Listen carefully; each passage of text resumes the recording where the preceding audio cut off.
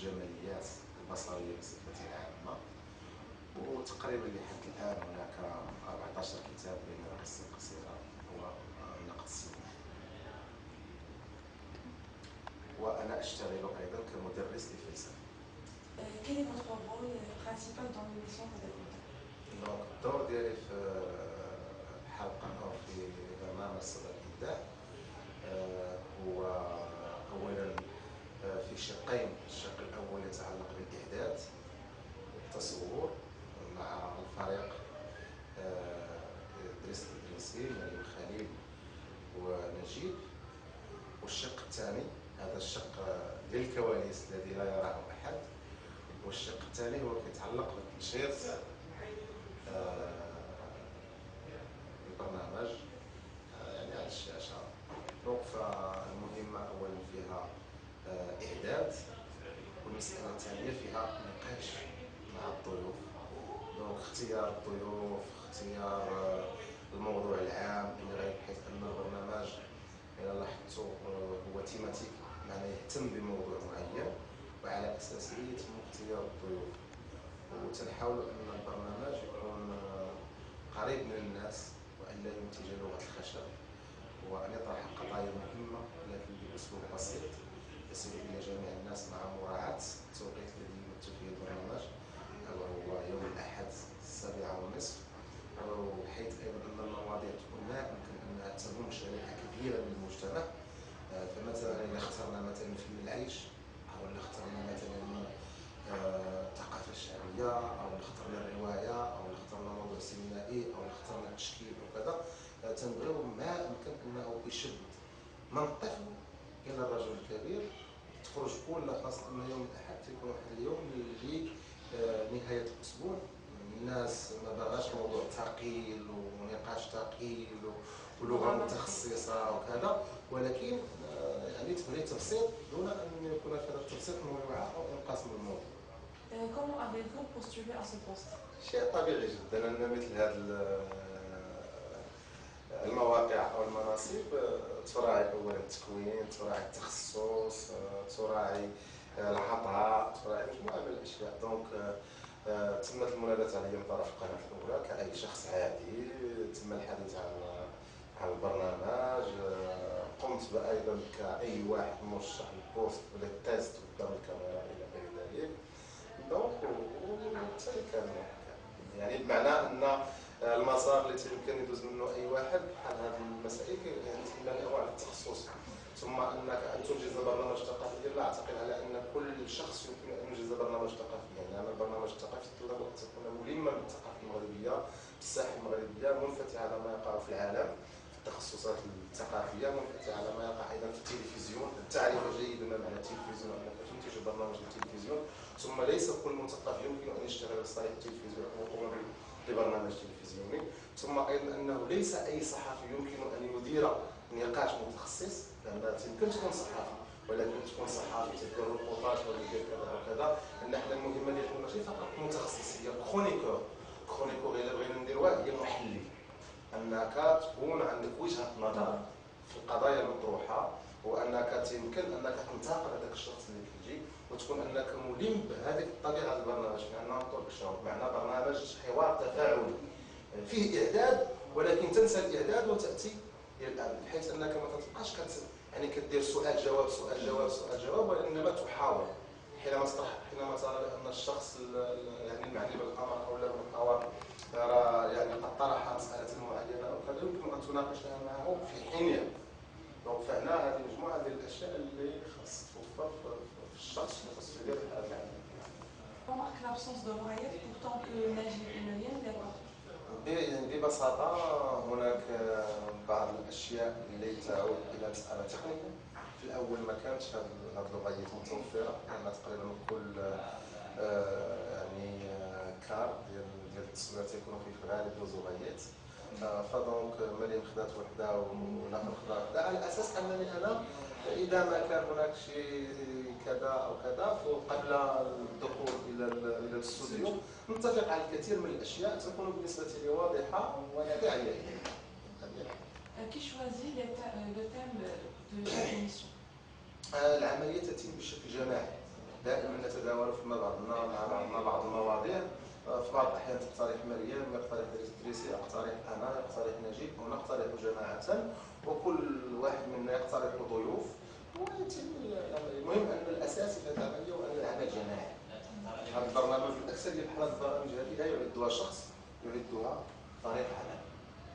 Les invités ne sont pas au courant des questions que vous posez.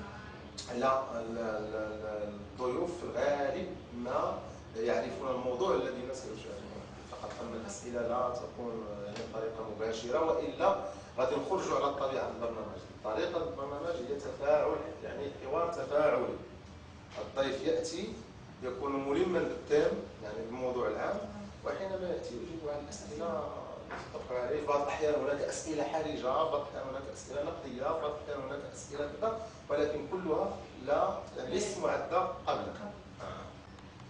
À qui s'adresse l'émission de l'État et quel est l'objectif de cette émission? داكور. بالنسبة للبرنامج صدى الإذاعة لمن يوجه، توقيته يحدد لمن يوجه إلى شريحة عامة من الجمهور المغربي. الساعة 7:30 هذه سابقة في تاريخ التلفزيون المغربي تقريبا في حدود المعرفة ديالي أنه برنامج ثقافي كيجي في هذا الوقت، بمعنى لا يراهن على النخبة، ولكن يراهن على جمهور الناس. ثم بطبيعة الحال شنو هو الهدف؟ هدف واضح هو نشر الثقافة المغربية، التوعية ببعض المواضيع، التعرف على بعض الوجوه الثقافية في المغرب، لأن هناك جهل يعني في المغرب بالنسبة لمن يكتب، المتخصصين إلى غير ذلك، ما عدا الوجوه التي لها علاقة بالدراما أو التلفزيون أو المسرح أو غير ذلك، ولكن الذين يكتبون المتخصصين والباحثين وكذا إلى غير ذلك، هذو ناس يعرفهم، يعني تعرفهم النخبة ولكن لا يعرفهم الجمهور. دونك التلفزيون كأي تلفزيون وطني أو كأي تلفزيون قناة عمومية له هدف تثقيفي وترفيهي وتكويني. دونك حنا كنحاولوا أننا نمشيو في الشق التكويني وفي الشق الثقافي. Merci beaucoup. تبارك الله. يلا ميرسي.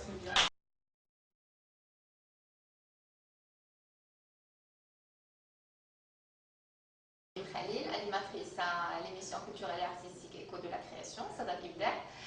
Je suis doctorante en les sciences de l'éducation à l'université Mohamed V Rabat. Je suis également professeure d'art dramatique français et d'expression corporelle dans une académie d'art ici à Casa. Je publie des articles un petit peu partout sur l'éducation artistique, les sciences de l'éducation de façon générale. Et voilà. Quel est votre rôle principal dans l'émission Sada Kibda? Mon rôle dans l'émission, c'est... je suis chroniqueuse en fait, à côté de M. Najib Abdelhaq et M. Mohamed Chouika. Donc au début en fait on avait une certaine répartition des parties, j'avais des rubriques plutôt, j'avais la rubrique littérature, donc là on reçoit des écrivains et on a un petit débat sur le livre et tout ça. Mais vu que c'est un talk show, donc on a un petit peu des va-et-vient sur toutes les rubriques. Donc voilà, je suis chroniqueuse, je suis dans la préparation et dans l'animation en même temps. Comment avez-vous postulé à ce poste? J'ai passé le casting ici même au siège de la SNR, enfin au siège ici à la SNRT, et j'ai passé un casting où en fait, je ne sais pas si ça vous intéresse de raconter ça ou pas. Si. Donc en fait, ils nous ont demandé de choisir un livre que j'avais lu récemment, c'était d'ailleurs Un désir de culture de Ahmed Saïla, et d'imaginer qu'il y a l'écrivain avec vous sur le plateau, et puis voilà, de débattre un petit peu autour du livre. Donc c'est comme ce qu'on fait ici, le casting il a porté sur ça exactement, ce que c'était bien sûr en arabe déjà. Alors vos formations et vos diplômes vous ont aidé beaucoup à postuler le poste? Absolument, oui. Tout d'abord, moi j'ai fait 8 ans de conservatoire de théâtre français, donc ça m'aide, mais alors là, royalement bien au niveau de la prise de parole, de la communication et tout ça. Bien évidemment, les diplômes aident beaucoup parce qu'avec les diplômes, tu as le background, tu as beaucoup de connaissances, tu as beaucoup de choses. Et puis, moi je pense que voilà, les études jouent un très très bon rôle, surtout quand c'est en relation un petit peu proche de ce qu'on fait là. Donc, je dis oui, que ça m'a aidé. Pour le nombre des chroniqueurs et de l'animateur, en plus de l'animateur principal de l'émission Sada Kibda, on remarque que c'est différent par rapport à à d'autres émissions. D'autres émissions qui passent à la télé. Il y a des émissions dans lesquelles on voit deux chroniqueurs ou bien un seul animateur. Pourquoi vous êtes trois dans cette émission? Ah d'accord, c'est le nombre. Ça veut dire d'où vient l'idée d'être trois, deux chroniqueurs et un animateur principal? Alors là, l'idée, elle est dans le concept de l'émission lui-même, c'est-à-dire que l'émission Sada al-Ibda', elle a été conçue dans ce sens, à avoir un animateur et deux chroniqueurs. Maintenant, moi quand je suis venue, je dis les choses comme elles sont, moi quand je suis venue, le concept il existait déjà. Donc je ne sais pas quelle est la réflexion derrière en fait d'avoir une personne et deux, mais je pense, selon ma petite expérience dans l'émission, je pense que le nombre de 3, c'est parce qu'au début, en fait, il y avait une certaine répartition des rubriques. C'est-à-dire, il y avait rubrique littérature et rubrique art. Donc, on a dû certainement imaginer qu'il faut qu'il y ait une personne pour animer cette rubrique et une autre pour animer cette rubrique. Et bien évidemment, une personne qui chapeaute le tout, c'est l'animateur. Donc, je pense que c'est ça. Et l'idée de l'émission, d'où vient? L'idée, je répète toujours la même chose, l'idée elle était là. Moi, quand j'ai passé le casting, on m'a dit que voilà, vous passez le casting pour une émission, Sada al-Ibda', qui est une émission culturelle et artistique et qui va traiter ceci et cela et tout. Donc le concept, il a été déjà fait, je pense que c'est au niveau de la production de la chaîne. Donc il y a des gens qui ont travaillé dessus, qui ont travaillé sur le concept. Nous, quand nous sommes venus, en tout cas moi je parle de moi-même, quand je suis venue, le concept il existait déjà, donc je ne sais pas qui c'est qui a travaillé là-dessus. Moi je vous ai posé cette question car la plupart des productions marocaines sur la télé, ce sont des imitations des productions qui existent déjà à l'étranger et carrément en France. Comme Donc vous n'avez pas d'idée. Je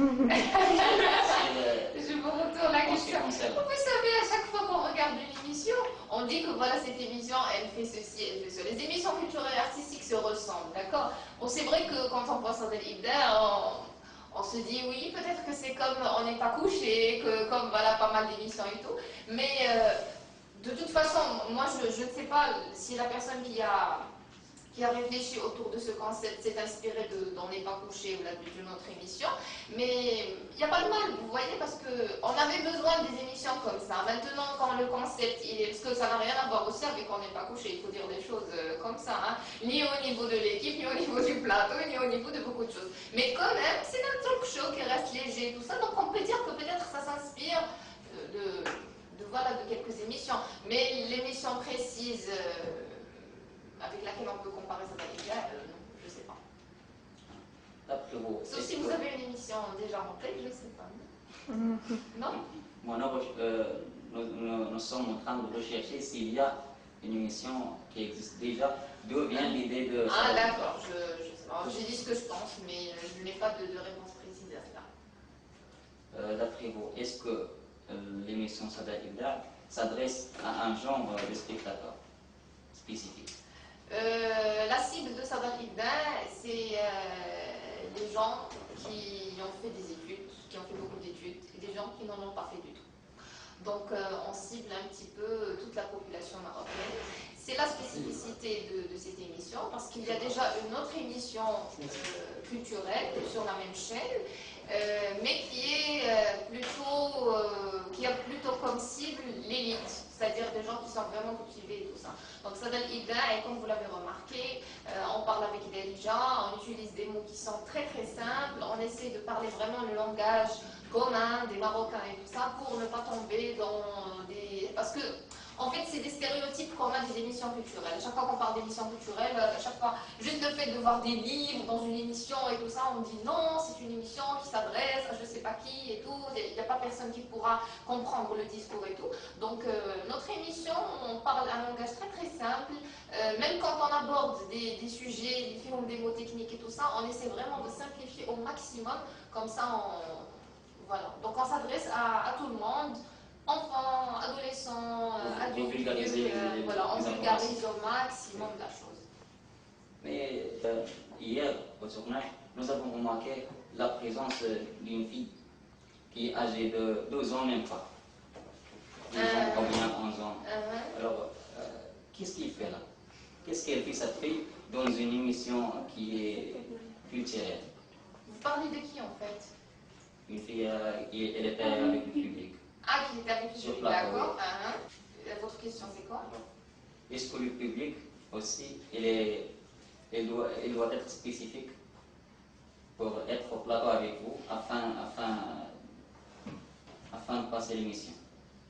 Mais cette question, est-ce qu'elle est en relation avec celle que vous m'avez posée avant? Non. Non, pas du tout, d'accord.